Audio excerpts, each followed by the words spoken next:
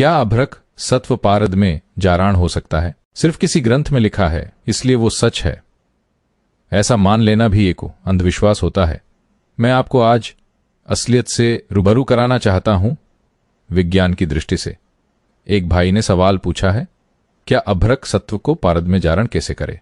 अब सवाल सही है लेकिन सोच अधूरी है, क्योंकि जब आप कहते हैं कि जारण, तो उसका मतलब ये नहीं है कि पारद हर धातु को पचा ले। पारद का ये भी कुछ सीमाएं होती हैं। पहले समझो कि अभ्रक माइका वास्तव में है क्या? अभ्रक कोई एक धातु नहीं है, बल्कि ये एक मिश्रित खनिज समूह है।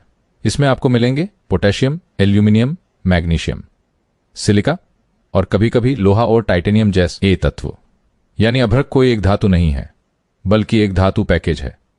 अब सवाल यह है, क्या पारद इस पूरे पैकेज को पचा सकता है? पारद की कुछ सीमाएं हैं।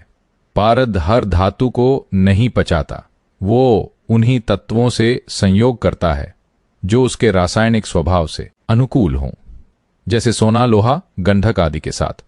इसकी कुछ विशेष क्रियाएं होती हैं, लेकिन जब आप अभ्रक सत्व को पारद में डालते हैं तो यह जरूरी नहीं कि पूरा सत्व पच जाए। सिर्फ कुछ तत्व ही पारद में जारण हो सकते हैं। बाकी तत्व जैसे सिलिका, एल्यूमिनियम या पोटेशियम ऑक्साइड वो पारद से बाहर छटक जाते हैं। तो असल में होता क्या है, जब आप अभ्रक सत्व को पारद में मिलाते हैं, पारद सिर्फ उन सूक्ष्म धात्विक अंशों को ही बांधता जो उसके साथ रासायनिक बंध बना सकते हैं। बाकी भारी तत्व जो उसके अंदर घुल नहीं सकते, वे उपसर्ग के रूप में बाहर आ जाते हैं। इसलिए कहना कि अभ्रक सत्व पारद में जारण हो गया है, यह अधूरी बात है।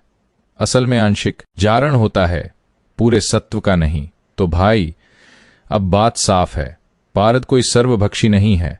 वो एक संवेदनशील सजीव जैसा रसायन है जो सिर्फ उन्हीं धातुओं को स्वीकारता है जो उसकी प्रकृति के अनुकूल हों। और यही बात हमें समझनी है तर्क और विज्ञान के साथ।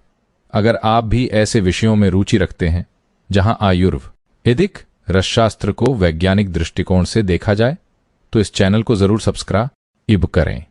सत्य वही नहीं जो किताब में लिखा हो, सत्य वो होता है जो तर्क और अनुभव दोनों में टिके। धन्यवाद।